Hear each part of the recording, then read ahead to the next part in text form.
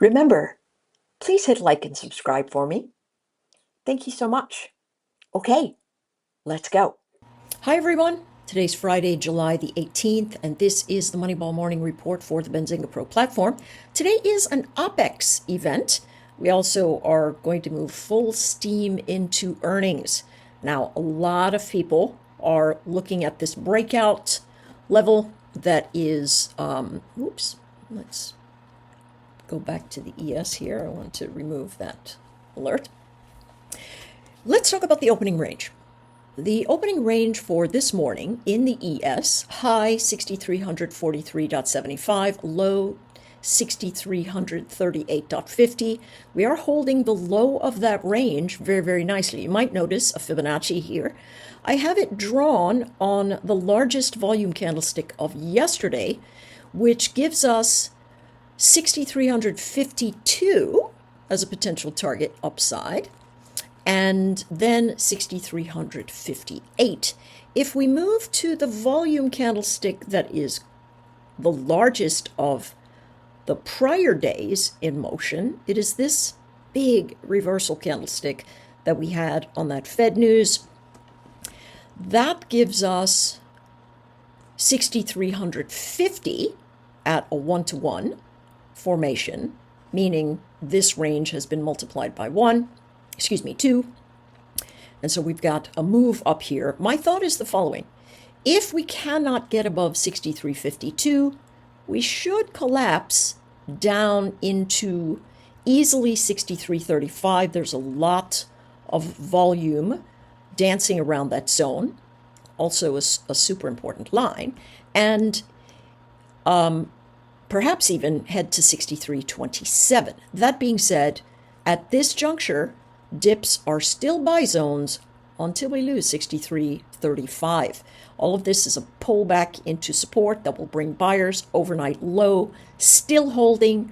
Price action showing pretty good upside pressure, especially as we bounce off the top of the high of the opening range formation. Now, what's the fly in the ointment? We've got Friday's implied vol at 63.43. So traders are going to want to try and push this down. So I'm looking for a loss of 63.50 on its retest, 63.51, something like that, and then a move down into the formation. So these guys who sold premium are going to make their money. Here's the problem. If there are a lot of buyers that set up here in this opening range, it will force the traders that are short at the 63.43 area to push up into 63.58 and 63.76. Let's take a look at the NQ. The NQ, very congested. Yesterday, it moved like a rocket, faster than everyone else. This big area is obviously major consolidation. We call that inventory accumulation. Buyers are buying above, buyers are buying below at support, sellers are selling above. Implied vol move for Friday was 23,289. If we break that, we're going to have the same reflexive buying to the upside. Let's just take a look at the big candle motion because yesterday's volume, not overly impressive in my mind. So let's take a look at this. It gives us a region of around 23,254, but it really shows support action somewhere around 23,234. That's where I would be looking for buying pressure to hold itself up. If we can't, we are going to retrace some of this motion, which was made on declining volume, into a breakout area. So my thought is easily a fade into 2300, 222 seems very likely. Opening range formation, very tight. So remember what we said yesterday about the opening range when it's tight, and that number is the high of the opening range, 23,262.75, low of the opening range, 23,245.25. So less than 20 points which is nothing for the NQ. We do anticipate that that brings price action back down into support zones that we held for 1, 2, 3, 4, 5, 6, 7 hours or so. This to me looks like a pullback, right? High, low, lower high, lower low. So if we break this low, look for the first bounce up that cannot hold 23,254. That opens a short, and then you can walk it down to the prior high, 23,222, into the IV of Thursday noted at 23,203, which I'm sure the traders are having a peek at. I've had so much great response for the naked trades, the naked charts, that we're going to leave them as is. If we fail dramatically, which I don't really foresee, but we have value area high 23,131. Here's the thing. If we stare down the 4-hour formation, yeah, we could easily get to 23,100. You know what I mean? Because this is where all the accumulation is for inventory. Yeah. All right, let's take a look at the YM. Just had a trend trigger go off. We can see double top, high, low, lower high, lower low, lower high, lower low. I expected another lower high, but what did we do? We moved right back up into resistance that is sitting here at the wicks, 44,829. If we break that ledge, we should have some noise. And so I'm looking for a candlestick above 44,000. What in the world is that number? 865. And we've got ourselves price action to the north. If we don't, we're going to hold chopping around in this area with the low 44,635 and that high being 44,865. That's just a couple hundred points. So we certainly could expand out of that region if we have any significant noise. Let's go to the opening range candlestick. You can see we just bounced off the bottom of it. Super important, right? What's going on with inventory? Overall in the market, we are very close to the prior day's formation. If we slip back into that area, we'll just be having some kind of inventory adjustment. Last big area of inventory adjustment down here at 44,457, back into the value area low. If we break out above this 44,800, we could anticipate 44,865 and then 44,942. Dips are clearly buy zones, and the low of the opening range has been a bounce zone. So what is that opening range? High 44,746, low 44,704. We really came into it on the tick. Also, old support and prior resistance of the day. Now the battleground is getting up over value area high. This is very congested, folks. Dips are buys, yes, but I certainly would be considering taking profit and raising my stops if I were long into this zone. Let's take a look at micro Bitcoin. Still holding in the range of the broad formation. Here's the opening range high and low. Pretty interesting, right? We tested both sides of it. So let's peek. High, 121,100. Low, 119,800. We are trying to get back up. Oh, I hate it when the chart does this. We are trying to get back up above the low of the opening range formation. That's 119,800. We had a lot of resistance at 119,500. We broke through it once, pulled back, and then broke through it again.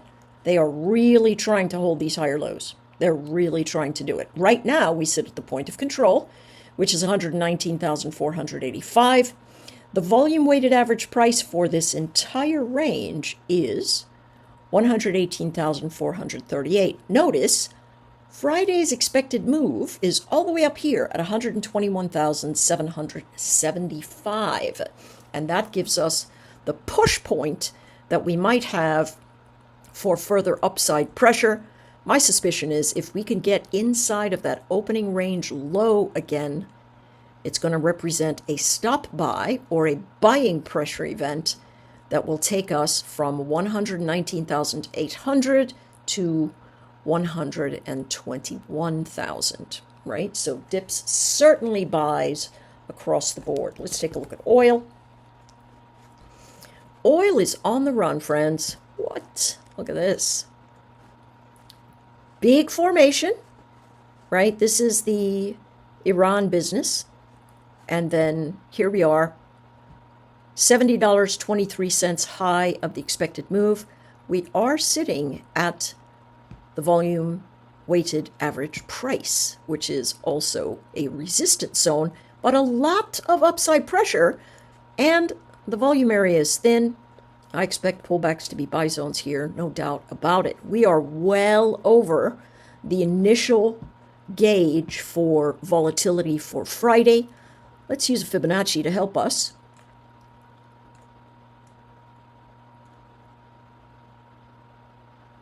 No, I just want this one to be gone. All right. What are we doing? We are moving into the opening range of July 13. Seems to have been a big day overall for how the traders are behaving. So I do expect us to get to the top of that range into $69 potentially, and then, $69.20. We'll see how we walk it up, but this is very aggressive buying. Inventory accumulation, breakout, retest of that inventory where they continued buying again, now up to the next draft north. Easily, I see the test of 69 on this horizon. Could be pullback, absolutely. I mean, these are piano keys right here. So let's consider the pullback, giving us a new buy zone area that is likely, what is that? $68.11 or so. All right, I said I wanted to use a Fibonacci. Let's use the one that's got the highest, let's use the candlestick that's got the highest volume associated with it. Let's draw that Fibonacci out. We can see the test of 69.16. That's pretty important. Look at how tight the opening range is. Remember, opening range very tight means we're likely to break both sides. And indeed we did. We came down, hit old support at 67.40, held the IV formation for Thursday, moving for Friday. Yeah, I mean, this is very, very bullish. But in the grand scheme, it's bullish into heavy congestion, right? So this is not a place I would go, yeah, let's go long. It is a place I would say, hey, if you're long, don't get out, but raise your stop, right? If that is what you've done. The opening range, high $67.63, low $67.55. Holy smokes. Very, very tight. Breaks below, then above. What do you do in formations like this? When it's very tight, revert to trend, okay? I know it's going to break in both directions. I'm going to take it in the direction of trend to give myself the best shot to the upside. Let's take a look at gold. Gold, still working through his little rocket ship. I mean, the dip buying is pretty significant. But we are sitting in a very big range. We've broken out above that range. We've broken down in the range, but a lot of heavy congestion here. We had a push into resistance. This Friday's implied fall move, 3,386. Thursday's implied move, 3,374. Should we push up into that area again? It's very likely, right? We've got bullish pressure, pullbacks or buy zones. Let's take a look at the opening range.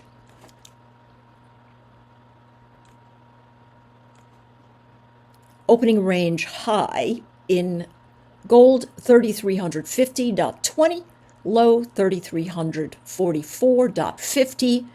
We broke below it. and then above. If we break below it, we got to look for old support. That pushes us up into the range where we could take a trade from the short end, the low end of the opening range, 3,344, to the high end of the opening range, 3,351, and then you can put a trail on with your stop below the opening range low. In that heavy congestion zone, this is still pressing forward. I'm wondering if the dollar is fading today. Feels like it might be. Here's the next area of heavy congestion. Inventory accumulation occurred all the way through this zone. That's pretty important. Let's draw Fibonacci on this great big candlestick formation. See what we're seeing. The line in the sand, 3,356. I would suspect it's probably 3,351. Why? Opening range, prior congestion. This is a lot of support. If we lose 3,351, easily we could hit back into this zone. Very, very messy though. My thought would be, don't diddle in the middle. If you want to take the trade breakout area, that's occurring right now because we broke the ledge at 3,364, pulled back, and then press forward. This is a clear continuation of buying pressure. Momentum is up. Dips are buy zones. First target, 3,374, which is heavy congestion. And then potentially back into 3,386. This is moving very solidly, but at resistance. So very messy patch. You could do it either way. You take yourself a micro, you'll be in good shape. Let's take a look at SPY. SPY tested the high of the implied vol. Very interesting. And reversing. Look at the opening range trade here at the 4 a.m. candlestick formation. We just tested above it, and now we are breaking below it. This looks a little toppy, but they are still accumulating inventory all the way from $627.80 all the way to $629.10. So pretty wide range here. I like buying the dips, and if it continues, you're in great shape. If it stops at the low of the opening formation, or it bounces up above and then fails that opening formation, we could easily have downside pressure events, and that looks like tests of old support near $626.50.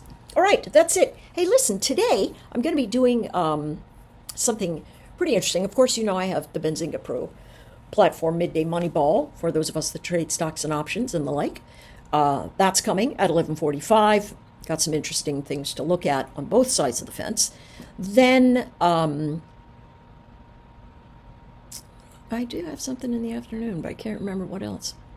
Anyways, oh, yes, never mind what I have this afternoon. That's not here. But I do want to tell you that at 10 o'clock I'll be going live with Andre from Edgeful. We're just going to find out a little bit more about him, about how Edgeful came into being, and how a lot of the users use the platform.